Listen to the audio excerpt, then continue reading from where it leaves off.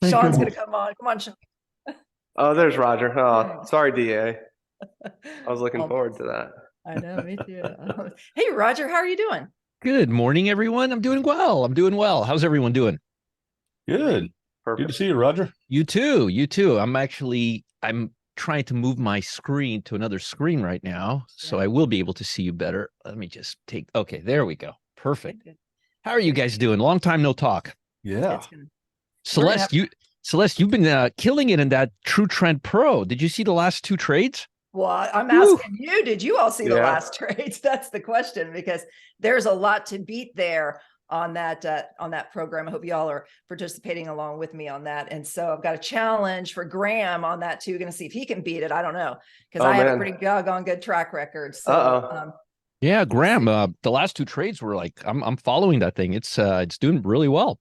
It looks like it. Awesome. 45% and 60%. Nice. That's well, right. keep going down. Just keep looking they down keep that going. road. 60% and 106%. They just get bigger. Yeah. The longer down you go, the bigger they get. Game on, dude. Game on. So I'm in trouble. Yeah, that's right. Let's do it. All right. All right, guys and gals, let's get going. We have a lot to bring to you today, and I want you all to be able to capture it all from all these great panelists today. And, there's a lot to celebrate. Do you know that for the first time since Cinco de Mayo, the S&P, the NASDAQ, and the small caps have all been up at least 1.5% on the same day. So, hey, what's going on? We'll find out. It's the first time since over a year ago that the market actually closed higher after Jerome Powell spoke. So I don't know, Roger. I think people are starting to like him. I don't know. We'll talk about that. Yeah, I don't think so. No, I'm with Roger on that. He just didn't put his foot in his mouth this time. Exactly. He's letting the bond market do the dirty work for him. He doesn't have to say anything. All he has to do is sit back and relax and let the bond market be the evil doer. There's a lot of truth to that. I like what you said. That is true. We could talk about that. Well, how about this? How about if we find out today about what the institutions are doing in the very intraday, the intermediate, what's going on, everything just by second. Let's find out about that. Let's also find out about a strategy that's been 79% accurate since 2018 with a 99% average return over 45 days. Let's find out about that. Now, before we get too excited, though, we do have to talk about what the big downer that Jeff Smith has let us know. You probably already read about it. If you got invited to this room, he was very sour to point out that the cranberry production is really up. So for those of you who are really looking forward to having cranberries for Thanksgiving and Christmas, you can thank Jeff Smith that they might be on sale this time around. Okay. Production is up. Well, the other thing is that the prices are up in practically everything else. So, chocolate, peanut oil, pork, beef, chicken, everything, orange juice, you name it, it's up. And no doubt folks are hurting. So we don't want to laugh, but that's what's going on. Hey, guess what else is up? Eli Lilly's, what their demand, their sales, their need, 600 and some odd percent. So maybe there'll be some competition for that chocolate come January, but probably not for Thanksgiving and Christmas. That's my thought on that. So anyway, let's find out what we can expect for next week after this great week, this month, November, and next year, despite what bah humbug attitude Jeff Smith has. So let's get started. So Jeff, can you tell us something positive about commodities before we dive in? Positive? You know me, I got to rain on everybody's parade. No, I think, overall, anything that goes up must come down. That's the one thing. It's a supply demand thing. It's just like, orange juice is way up. We've had lowest production since 1937. And it's just because you guys over in Florida have a bunch of hurricanes and it's destroying all the citrus crops down there. That's one thing. And when actually Brazil and Mexico have been trying to increase their citrus crops to offset it, but they just haven't been able to do it. And because of that, you're just going to have high orange juice prices. But if you have been reading the news, you probably see a lot of people that aren't buying orange juice now because it is so expensive. And I think it's just like anything else. You're going to start seeing that over time go into the orange juice price, and it's eventually going to probably come back down and everything like that. So I don't think there's a whole lot of worry in the long run on that myself. I think that there's going to be just like it's just like the egg prices. Remember eggs? Yes. Eggs went to what was it, $12 a carton? I mean, for a dozen eggs, $15, whatever it is. Now look at them; they're back down to $3 or $4 for a dozen. Yeah, and I think you're going to see that in just about any commodity that happens out there. The one commodity that doesn't do that very well is beef. I mean, gestation on a cow is not much different than a human. It's right around 283 days, something like that. But it takes about 3 days to build a herd. And after all the droughts and everything like that we've had over the past several years up in the plains, you've had a really big decrease in herds. And with the decrease in herds, then you have fewer cows, therefore you have fewer calves, and that calf has to become a cow, and then that cow has to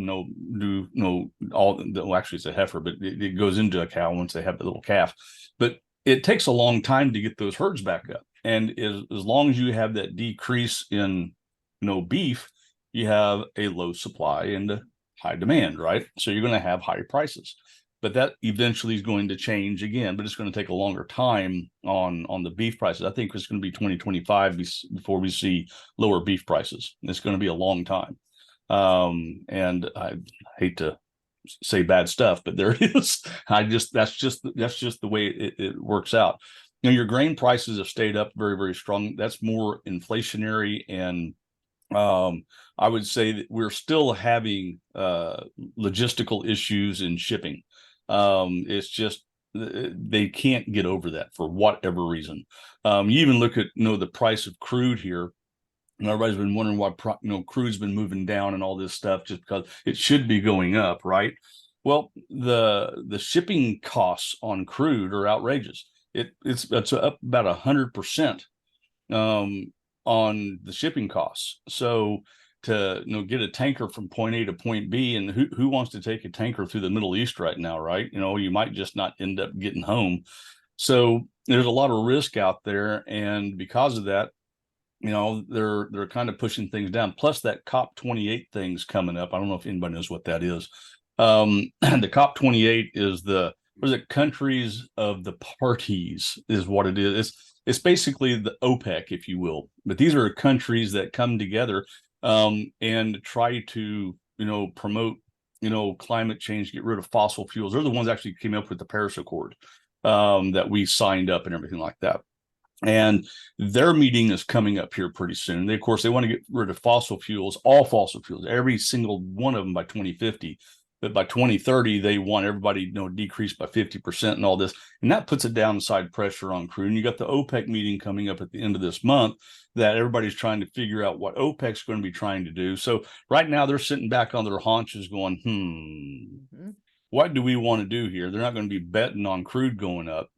So you got a weaker market. And even though you have the Middle East, berserk over there right now, they're still very, very cautious. Remember, this is West Texas Intermediate crude. It's not Brent crude. So it's our crude oil. And so whatever we're shipping out or doing whatever, that's what we're trading here. And that's why they're keeping it kind of hung back a little bit. So, but yeah, that's the thing that you really run into in some of these markets. Sometimes you scratch your head a little bit and you're like, why is this doing this? And that was what my first thing was when everybody says crude's going to 100. You hear some people 150. And all of a sudden it hits 92 and it dies. Yeah. Just like, okay, somebody knows something that we don't, right?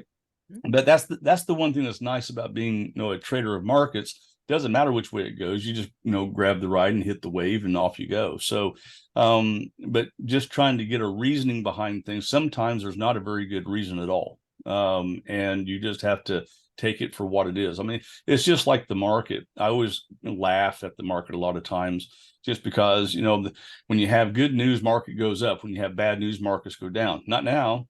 Now you got bad news, market goes up, and good news, market goes down. So things change, right? And so when the jobs report came out this morning, worse than expected, the S&P and then now NASDAQ, everybody just took off. And I'm just like, nah. They're happy that they're not going to raise rates again real soon. That's all they're doing. Yep. That's all they're doing. So, but it brings up a lot of the stocks and everything like that. But yeah, but there are a lot of things out there. I mean, when we start looking at overall markets right now, we're in harvest of the soybean and corn and stuff like that. So we should be quote unquote at the harvest lows. They have a little bit lower production on those right now. They had a real weird season. They had a lot of rain at the beginning. They had a drought in the middle of it, and they had rain at the end. So they tried to save as much as they could. So we're going to be seeing those coming out probably in the next World Ag Supply Report, crop progress and stuff like that. So those are going to be kind of interesting. And cocoa, I mean, even seasonally, cocoa on the chocolate side of thing has a tendency of selling off this time of year, but they've had a lot of droughts over in Africa, which they've decreased that production. So it's a lot higher. I mean, we're up 69% in the past year in cocoa, which is crazy. But and everybody, I think, discovered that when they went out and got candy for Halloween. It wasn't the cheapest stuff in the world, right?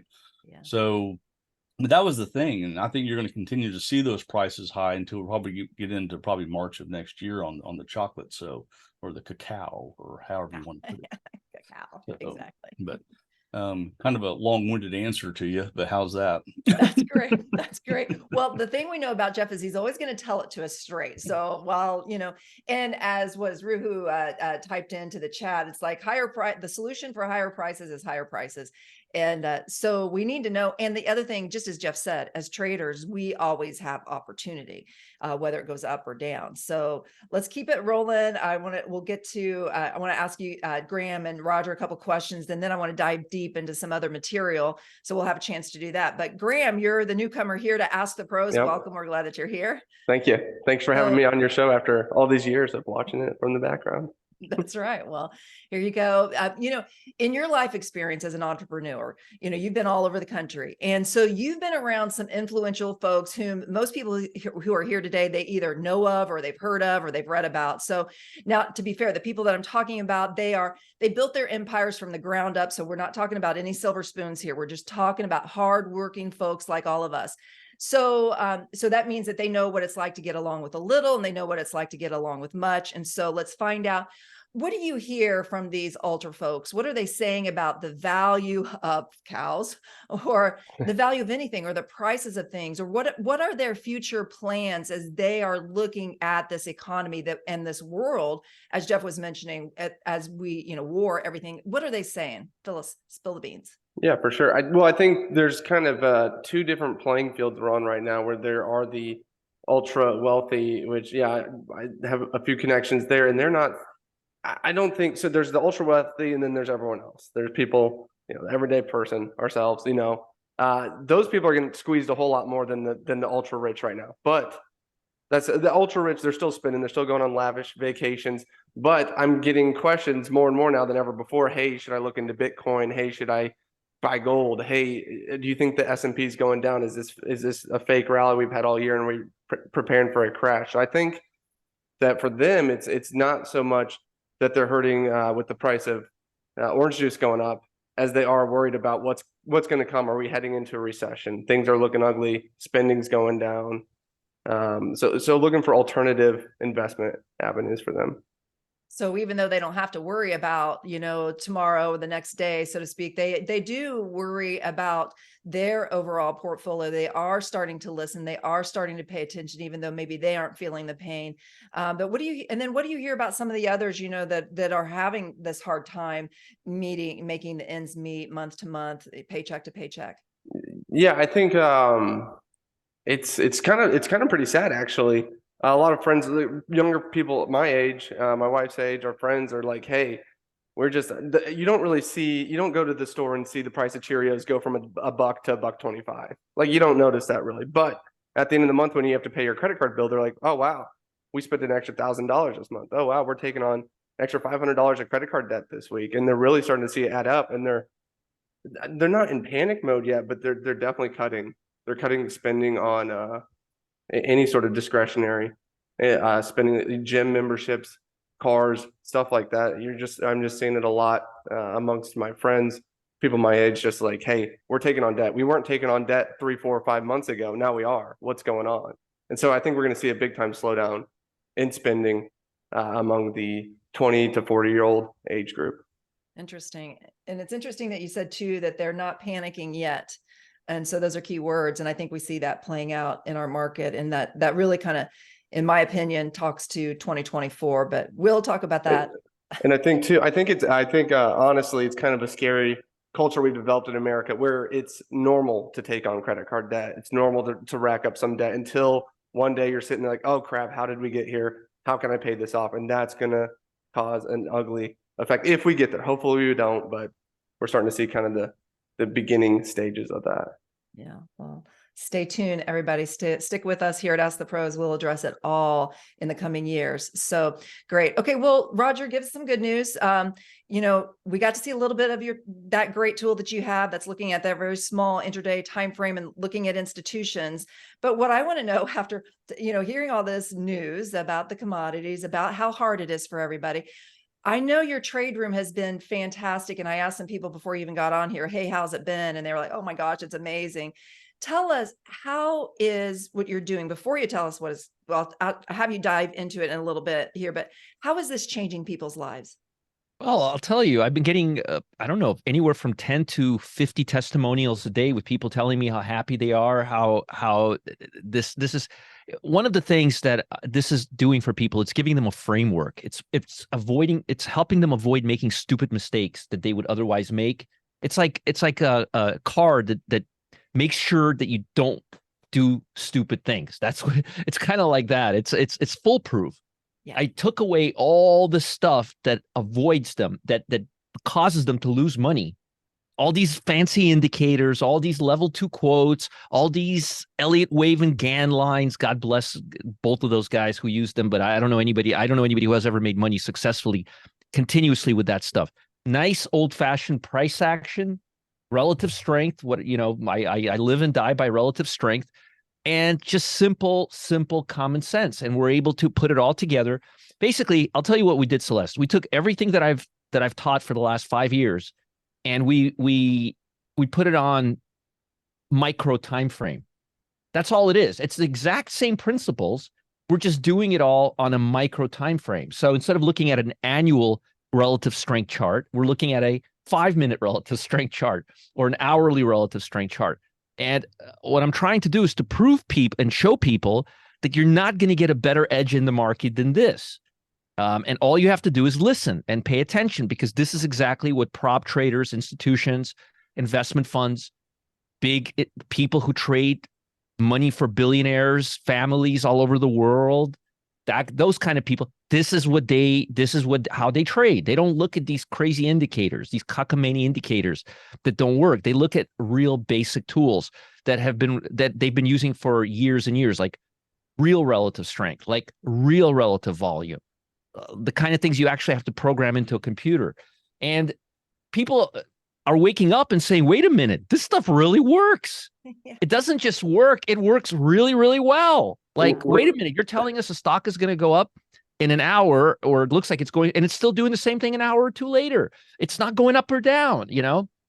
We're getting so many positive feedback messages about it every day. We had to make a separate inbox for it in our company communications, because everyone was getting 50 to 70 messages a day, just blowing them up. Excuse me, what can I do? It's true. Yeah. It's true. Yeah. And you should see some of the people that joined the Telegram channel, Graham. We've got some serious heavy duty professional traders in that channel. Oh, that's awesome. So it's going really, really well. States or Vagarones, I got to follow Roger. There you go. But seriously, folks, this is how, if you want to learn how institutional traders trade, this is how to do it. Do you mind if I share my screen, Celeste? Yeah. Yeah. If you want to, I want you to dive deep in it just a second. Okay. Perfect. Yeah. I'll hold off. Just time-wise, that way. Yeah. Because I want people to see it. But the whole reason I asked you here early is because I want everybody to stick around so that they can see all of this in live action. So hold on, everybody. You're going to see it this time. So before we do that, real quick question for you, Graham, because you're making me think of something too, you know, just because, you know, you've been around the markets and trading the markets since 2009. And you've seen a lot of very short-term time frame trading, and you've seen a lot of long-term time frame trading. And, you know, just from your experience all over the country, how are you viewing 2024 types of approaches for 2024 as we finish up this year?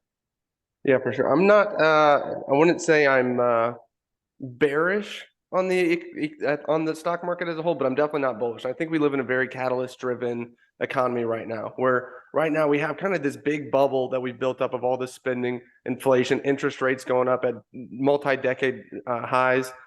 And so we kind of have this big bubble of air and it's kind of oozing out right now. And until we get a needle to pop it or something, or something else to fill it back up, I think we're going to kind of drift around in a bit of no man's land. I think I did some research the other day. We are officially 2 years from making any money in the S&P. So if you put your money in the S&P in September of 2021 and held, but buy and hold and hope for your 8%, you got nothing.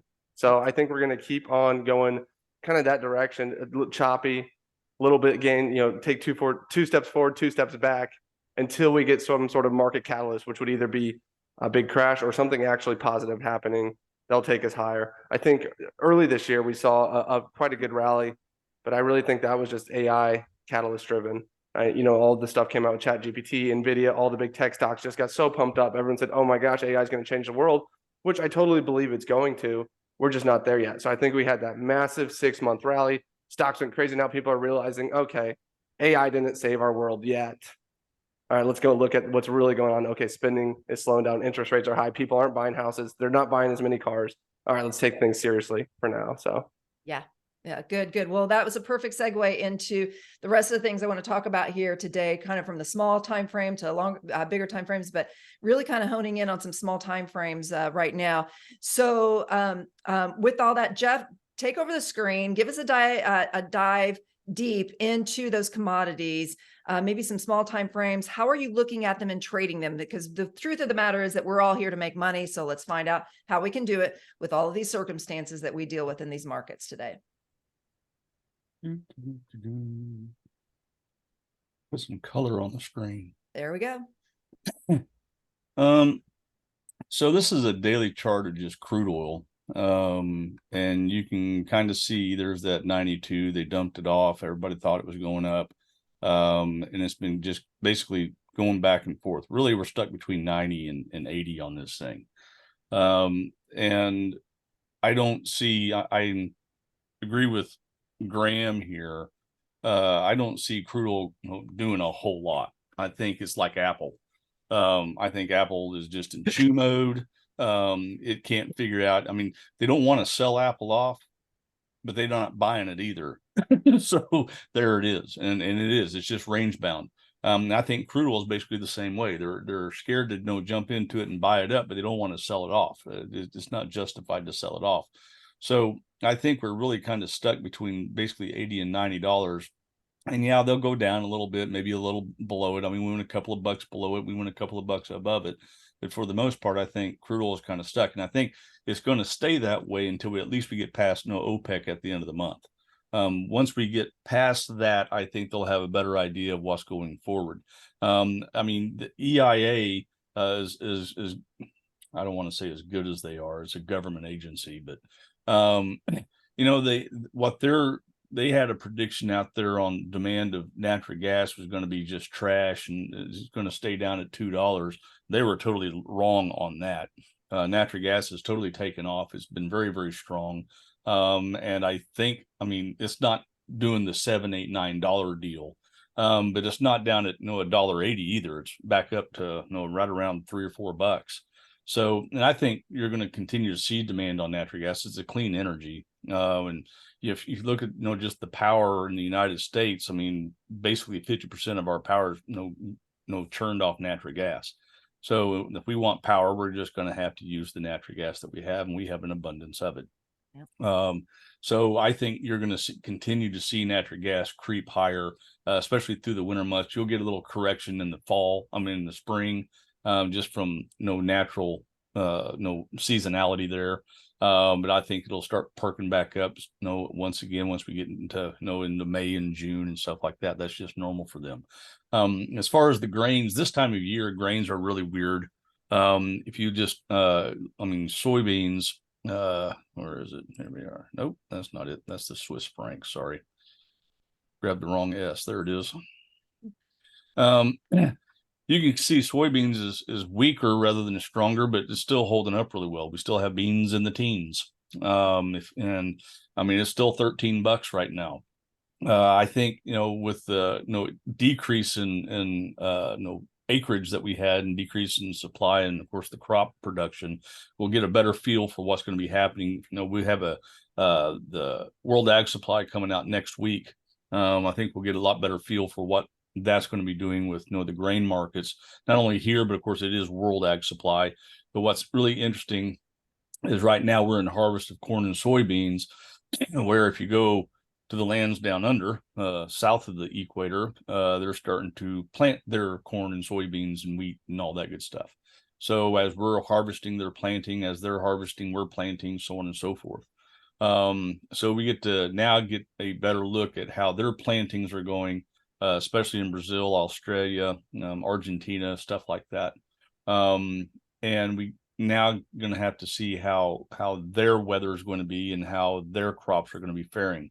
So really December into January, I have a tendency of just leaving the grains alone, just because, well, I mean, they're just going to chew around until they can figure that all out. Trading off the news is one thing, short term, there it is. But trying to get a good trend in it is sometimes quite another. And it's, I mean, these are global commodities. That's the thing that people look at corn. Yeah, we have a lot of corn and soybeans. We export a lot of corn and soybeans. A lot of places in the world have corn and soybeans. You look at the Eurex exchange, and the Eurex exchange is the largest futures exchange in the entire world. And it's not because of volume, it's because of the number of countries on the Eurex exchange that everybody has their own corn, wheat, and soybeans in France, and corn, wheat, and soybeans in Germany and everywhere else. So there's a ton of contracts on there. But we get to kind of see how the whole world is doing as opposed to just us in itself. So I always have to kind of keep my ear to the ground just to kind of see what's going on elsewhere in the world with these things. I mean, you look at like China right now. China, just because of the tariffs that we still have on them from the Trump administration, even though they need LNG, which we have a ton of, we can have natural gas out the yang. They're not buying our LNG because of our tariffs that are still on them. So if you get rid of the tariffs, I'll buy your LNG. Basically, they're using it as a crutch. So if, there's a lot of political playing going along when it comes to, exports and imports. We're still having, like I was saying earlier, a lot of the shipping issues, container ships and stuff like that are still charging a lot. And we're still having issues just getting stuff from point A to point B. They still haven't figured that. It's just like the airlines. They still haven't figured it out yet. I mean, here we are, everything ought to be cool, fine and dandy. They're still canceling flights on airlines. I mean, they just can't seem to figure it out. And that's the same thing with the shipping industry. They just haven't been able to get it. I mean, you look at the price of diesel is one thing. I mean, the price of diesel is not cheap. And so they're having higher shipping costs. And that's one thing that's really been interesting as far as, price at the pump. Even though, gasoline should be at this price and you're seeing it 20, 30 cents higher, it's just because of the shipping costs, getting it from whatever facility that they're picking it up from and delivering out to all the towns and cities and all that good stuff. It costs money. Of course, labor costs are higher too, right? So they got to pay them as well. So, I mean, you've got a lot of inflated costs that are going into it by the time it gets to the pump. And so I think the consumer, the yous and me's and stuff like that, are really getting like a triple tax on when it comes to filling up your tank, just because we're paying for a lot of the transportation costs as well as the taxes themselves. So, and I mean, still to this day, you go over to a pump, you're not seeing, this person got, 18.3 gallons of gas and it cost them, $68. You're seeing exactly $10 of gas went into that car. That's what it is. I mean, they're like, I've got enough gas to get me through the week now. We'll see what happens next week. And you're seeing, it's really funny. You'll see exact dollar amounts when people start cutting their little pennies, and you'll see $15 and $10 and $20 and stuff like that.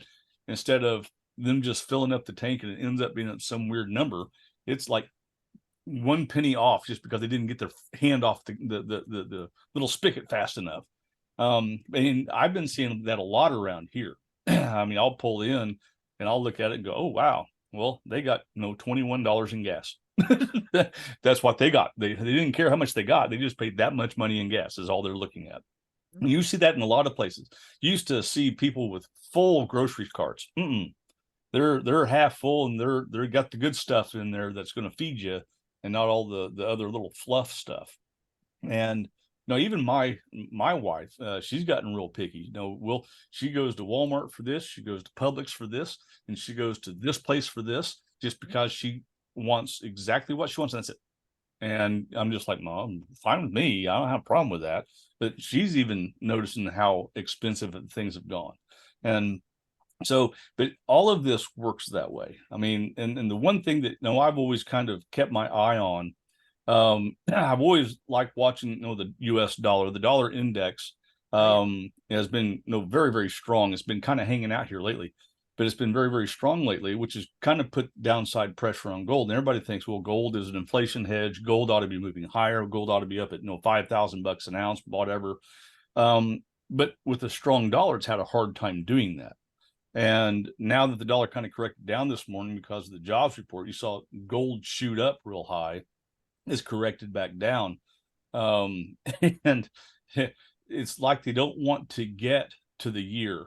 And what I mean by that is they don't want to get to 2023. It's like they go up there and they just die off. And it's just like, I don't know if it's a psychological thing or what it is, but they just keep taking it up to right around 2015, 2020, and then they just pull it right back down again. I think one of the biggest thing is you still have copper and silver hanging back. I mean, silver is $2 from its year. Well, now it's about $1 from its year opened up at 24.30 on the year, and it just can't get positive on the year. Copper's the same way. Copper's an industrial metal, and if we can start seeing copper start perking back up, get back above the 380, it really $4, then you're going to see economy start steaming rolling again. But that's going to be your economic barometer, if you will. Just watch the price of copper. When copper starts moving up, economies do well. When copper goes down, economies aren't doing well.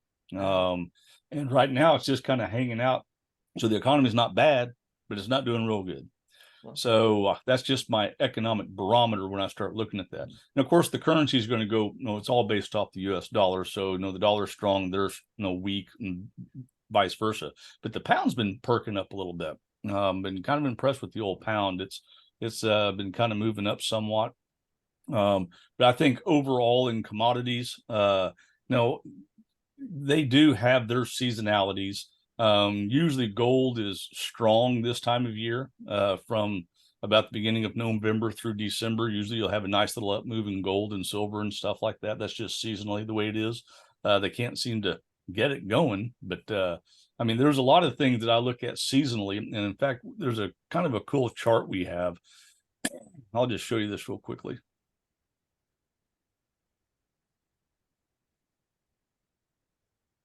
Takes a minute to pull the data in.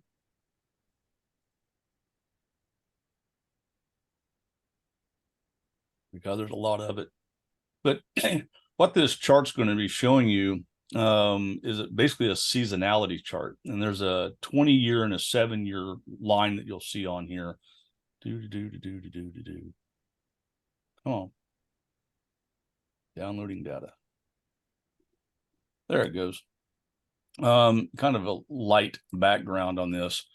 But you'll notice right in here, we get this little swing up going into the end of the year, which is what I'm kind of expecting. This is gold itself. You have kind of weakness at the beginning of the year, a little perk up into April, pull back again. And what this is just is an average weekly close on a weekly basis. And for, every week of the year for the past 20 years. And so it gives you a pretty good feel for, what the movements are in various commodities. And just looking at, a lot of them, you'll see that there's this natural seasonality, but I always look at the seasonality of it and compare it to what it's doing now, because past performance is not indicative of future results, right? So if it's going against the seasonality, then there's something else out there moving the commodity. If it's going with the seasonality, then there it is. And you can do this on some stocks if you want to. I mean, you can do it on the ETS release, GLD, USO, so on and so forth. But when you start looking at like Archer Daniels Midland or US Steel or something along those lines, it's a little more difficult to get a good seasonality, because those are more economic, moving stocks depending on how the economy is doing. So you'll get different cycles out of that. But it's kind of a neat, I hate to use the word game, but it's almost like a chess game that you have to kind of figure out, okay, this is moving up, this is moving down, that's normal. But if this is moving up and that's moving up also, gold is one of the most fickle commodities that are out there. Sometimes it'll move tick for tick with crude oil. Sometimes it'll move tick for tick with bonds. And sometimes it go tick for tick against the dollar or with the dollar. And you have to figure out what it's looking at to figure out what gold's doing.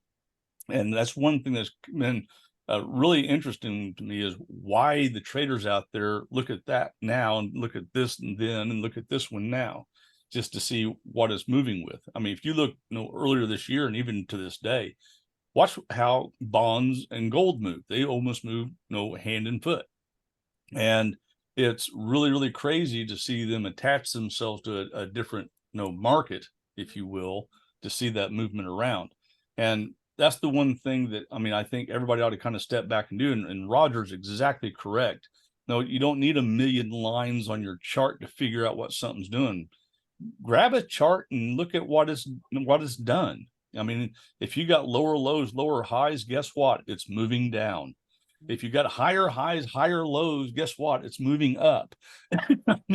Let's just make things simple here a little bit. People like to make things complicated. They just love to make things complicated. Yeah. And that's the one thing that people really need to step back and do. And that's one thing that I do, on the weekends, is I'll pull up monthly charts on things and look at a humongoid picture. And then I'll look at a weekly chart on it, look at a daily chart on it, and see if all three of those trends are the same. And if they are, guess what? That's the direction it wants to go, and that's the direction it's probably going to go. Nothing ever goes straight down, nothing ever goes straight up. So, but in a shorter term view, you'll have a faster move in one direction, right? And then on a bigger picture, you'll have the down, the back up, the down, the back up, the jigsaw look. But on a short term time frame, you might just have the down. So you might short something, be in it for a couple, 3 days, you're out of it. And then they do the jigsaw back up, and then you can wait till it goes to a resistance point, and then short it again, and off it goes. So, but that's what you're doing as a trader. If you're looking at investing, this is a horrible market just to say I'm going to invest in Coca-Cola. It's just, you just can't do it, because you don't know where it's going to be in 3 or 4 months. You don't know who's going to say what. You don't know who's what's going to happen, who's going to war next, right? So it's hard to do that. So I think this is a shorter term trading market for sure, or swing trading market, but you can't really get outside of that. Yeah, let's get into some of that shorter term looks. I want everybody to hear, and I know, Roger, you got some things ready to share as well. Let's get into that short term time frame. Jeff, did you have anything else? I'm sorry, I didn't mean to interrupt, but No. I've just been talking. I can talk for hours if you want. Let's keep going, because I love that view. And by the way, I love that data miner. Everyone love that data miner. Love everything about that roadmap software.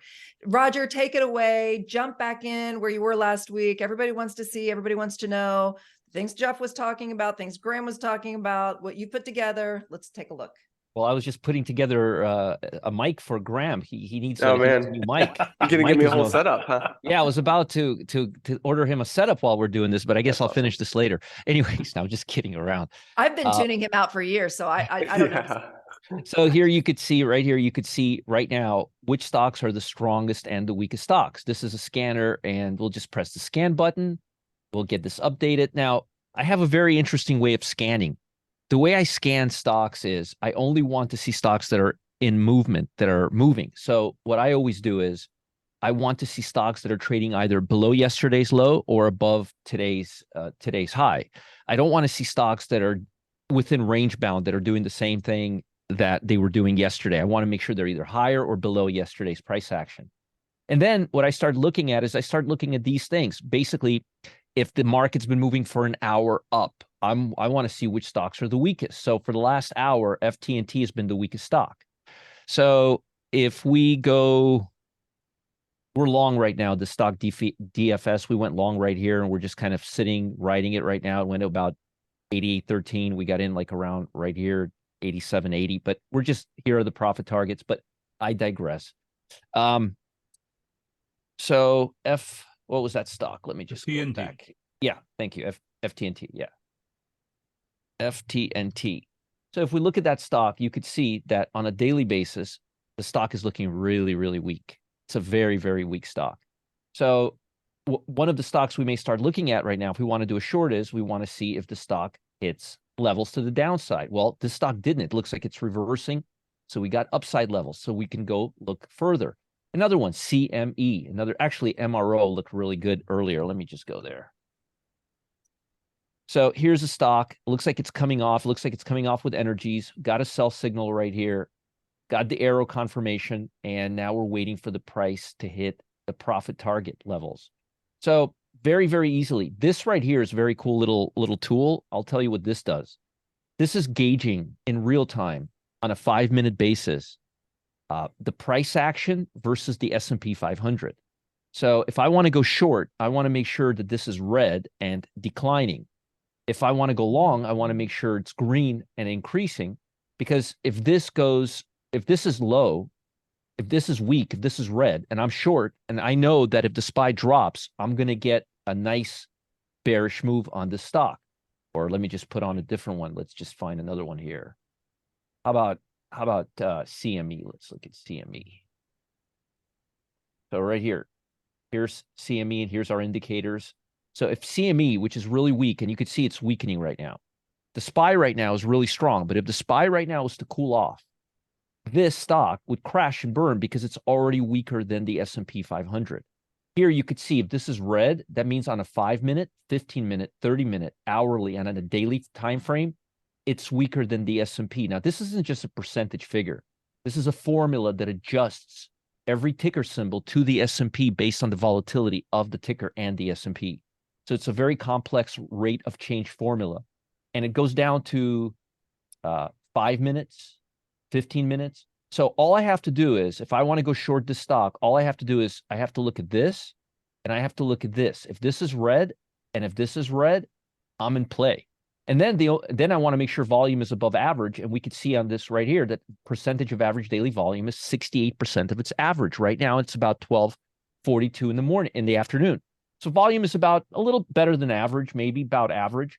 But if this stock hits this target right here, we will go short, we'll get an arrow, and we will paint our exit levels right here. So it's very cool how this scanner helps me find these stocks. Similarly, let's now take a look at the upside, right? Let's press the scan button. And by the way, we've taken 11 trades. We've taken 11 trades this week, and they've all been winners. Awesome. So we're right now in our 12th trades. And these are day trades. Now, we took about 130, 140. I don't know. I have to count them. Trades in the last 2 months. I posted all of them in the Telegram channel with timestamp. I think our win rate is about 94%, 94, 95%. It explains why we're getting 50 to 70 messages a day from people. Just loving it. They like it. Yeah. Folks do like it. They do like it. So, for example, let's now talk bull side. Now, okay, let's say we think the S&P is going to break out in the last hour of the day. It's been going up, up, up. Well, let's see what's been really going up. BLK, FITB, these are stocks that are breaking out right now. These are stocks strong. And there's other ways of looking at it. Let's say the S&P takes a nice big candle down for the next 5 minutes. Let's say funds come in and start selling it. Okay, well, I could do this.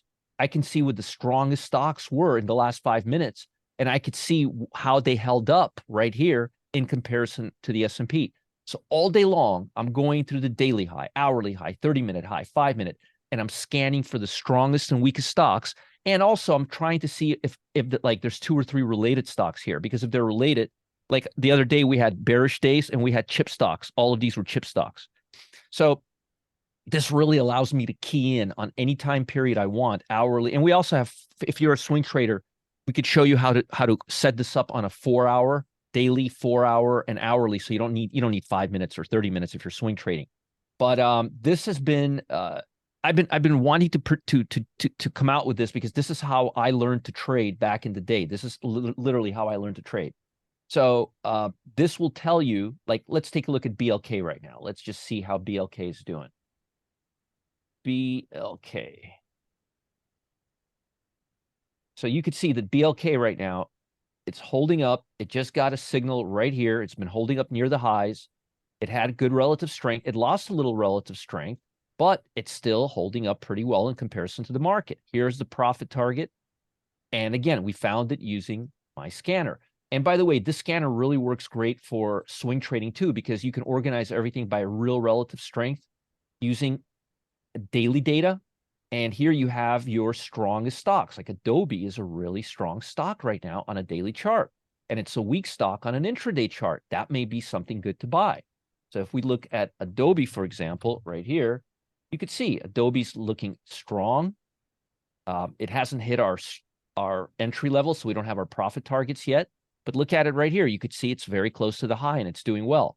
So what I would do is I would look for stocks that are strong here, that are making in the last 20 minutes of the day, that are having very, very strong relative strength. Because if they're closing near the top and if funds are accumulating them very aggressively, then that's a stock I want to swing trade overnight.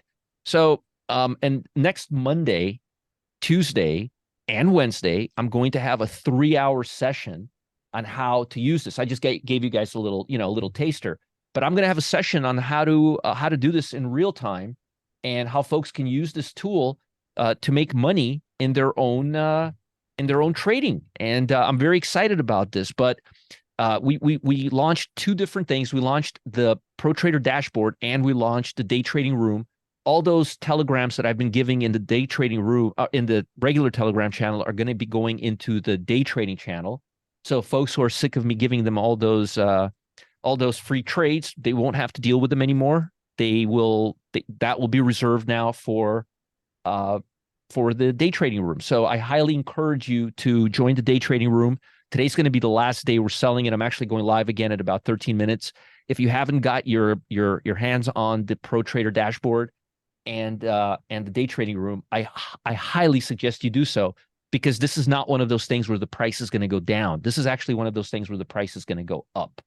And if I have anything to do with this, I'm going to be charging about $10,000 for the dashboard and for the day trading room by the end of this year. And you know what? You guys are all going to be paying for it, because I'm going to be giving you pure winning trades. That's all I've got for today. Is that it? No. Yeah, actually, I got it. Awesome. I got to get to the room right now. Maybe somebody can post a link, but we're starting in about. We will do that. Yeah, can't wait. Cannot wait. That was fantastic, and that's why we wanted you to come back and share this with everybody. So thank you so much, Roger. We're going to get that posted here in just a second. Thanks, guys. Have one more thing coming your way, and this is fantastic. Just a great day to be here on Ask the Pros. And so, Graham Lindman, we want to hear from you. I know that you've been trading since 2009. In fact, you were in the classroom there with Jeff Smith. I remember I was. that. And so you have your own way of trading. You're your own man. You've got your own money. You trade it. So, and you got some big shoes to fill here. You just heard Jeff, you heard Roger, you heard what my stats are. I tell you. So, here's what they say though. They say that a trader is only as good as his last trade. So tell me, how did you do on your last trade? Well, you picked me on a good morning today. So here was my trade from yesterday. Funny, I think Lance took it too. And Roger was just talking about FTNT this morning. So biggest trade of my year, for sure. It hit a little earnings play on Fortinet, 436% overnight, $17,000 profit. So that was obviously huge. Those don't happen every day, just to be clear. But super happy when I woke up this morning. And I know some of you here might have gotten in that too. I think Lance issued it in one of his programs as well as a awesome trade. So. Hopefully it's one of many more to come. Did you take somebody else's trade or did you put that on yourself? No, I at about 3:55 yesterday, I was looking at some different things and I put it on. And then a couple minutes later, I saw Lance posted it somewhere like, oh, we got it in together. So yeah. So who took whose trade, right? There you That's go. right. I think I beat him to it. And then he well, that's on my account, so. That is a great trade. So, okay. So you've got our attention, you got my attention now. So, we want to know, how are you trading the market right now? What's your favorite approach? What are you doing? Well, I think we kind of talked about it today, kind of just a sideways channel trend. It's not like you can go out and buy the S&P and get 20% return. I mean, I can't say it's not going to happen, but it seems unlikely that you're going to get 20% buying and holding this year. So I think no matter which direction the markets are going, there's always opportunity in stocks. Stocks don't stay. Apple doesn't go to $100 and stay at $100 all day, every day. It goes up. It goes to 105. It goes down to 95. It goes to 110. If that's the price action there. So finding opportunities within stocks during these sideways channels is really what I'm focusing on. And I think too, the big key, especially if you're newer starting out, even if you're not, but just focusing on a few stocks or even one stock and hyper focusing on that and seeing how, get familiar with its price action, what's going on, get to know the company, how are they doing, and really just taking advantage of the swings on a couple stocks or just really just one stock. And that's kind of something we've been working on over on our end over the last few years. I don't know, Roger logged up, but he and we used to do a bunch of system testing together. So a lot of his programs I actually got to get hands in on building. So then now we're working on something that just finished doing. It's been a couple of years in the process of finding a perfect trade on a specific stock. And I'm not going to give away the ticker here today, but if you don't mind, should I go ahead and go into this? Go for it. Go for it. All right, cool, guys. All right, before we wrap up, I want to give you guys the exact criteria for my $100,000 trade for free. So here's what it is. We're going to give you everything you need to know in just a second for absolutely no charge. I'm putting $100,000 of my own money into it. That's how confident I am. Now, that's a lot of money for me. So it should say something about how much I believe in it. So that's right. I've been working alongside some of our top-notch analysts here and the researchers here at the Trading Pub to build what could be the most explosive strategy I've ever seen. And here's the test so far since 2018. We've run it all the way backwards. And fine-tuned. I think it started about a 65% success rate, and we just kept working it and working it and working it. So now we got it up to where it hit almost 80% success rate on this one stock, trading it over and over again with almost 100% average return on the options over about a month and a half hold time. So we're going to be talking about this more over the week to come, and I'm really, really excited to do it. But since you guys are here on Ask the Pros, I wanted to give you a little sneak peek and a chance to take a trade. So if everything looks good, if everything looks right according to our setup, by 3:30 p.m. today, I'll be putting $100,000 of my own money in this trade, and you guys can follow along with it if you like. So today, I want to invite you to trade it with me. So we put together a special report outlining the exact details of today's trade, and you can access it. Everything in there. It's going to have a nice little write-up for you guys, and it'll give you the stock criteria if you want to trade the stock. It'll also give you 3 different options plays. So an aggressive, moderate aggressive, and a safer options play. So you can play it how you want to. It'll all be in there. $4.97. Nope, not $4.97. Not $97. You guys can get it for free today. And so we're going to post that link in the chat. All you got to do is click that link in the chat, enter your email and cell phone number in on that next page, and I'll send you that report plus updates on the position, profit targets, everything you're going to need if it all sets up today at 3:30 before the close. So just click that link in the chat, or you can head to our website at thetradingpub.com/100K. Nice. And all I ask for you guys, remember, you don't have to pay anything. All that I ask is if you take the trade, if you like it, give me some feedback. Let me know what you think. Let me know how it could be better for you guys next time. We're going to be talking about this a lot next week, and I hope you guys get a little taste of it before all that gets going. So other than that, I just ask for your feedback, but other than that, it won't cost you a penny. Go ahead and click there in the chat now. You can get that free report sent to you. I'm putting $100,000 of my own money on the line into this trade if everything sets up, just to show you guys that the chef eats his own cooking. You know, we cook something up.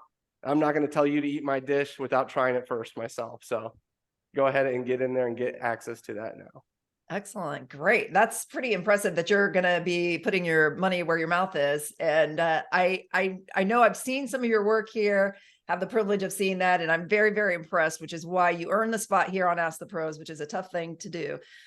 So I think this is a great opportunity. Everybody, all you have to do is click that link. You don't put your credit card away. You don't need it today. Not at all. Put it away, take a sip of coffee or whatever you want, and get involved with this program. Get the trade set up. and get the write up everything. And remember too, you know, just like we always say, and I forgot to say this actually even at the beginning, you know, how much there is risk in the market, and everybody needs to understand there's risk, and you need to trade with what you can afford to lose. So don't sell the farm and, you know, put everything in, you know, try out the strategies, figure it out, and protect your capital always, because as these guys have said, this year, just as Graham said, you go back 2 years, you look at the S&P and you look at it today. Well, if that's all you did, it ain't so good. And aren't you glad that y'all are here? And that's why we bring you here, is to give you trade ideas so that you can make money and not be stagnant for 2 years, and that you learn the high probability setups that our professionals are bringing to you. So just click that mouse, get that report, get going on it, and it's going to be great for you to do. And then also check out Roger's program as well today. So I love it, Graham. That's awesome. Yep, I'm really excited. I am really excited.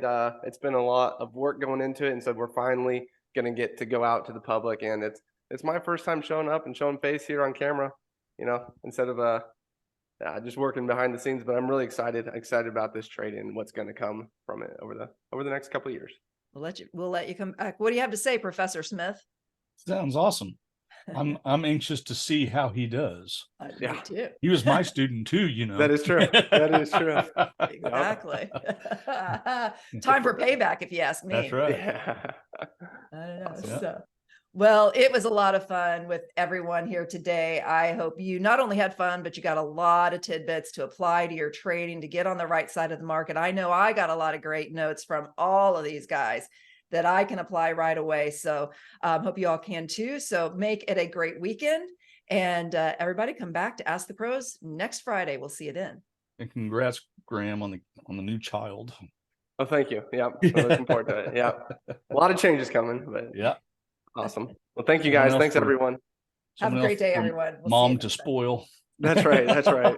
Yeah. Can't wait. Can't wait. Awesome. Thanks, guys. Thank you. Yeah. Have a great weekend, everyone. Thanks, everyone. Bye-bye.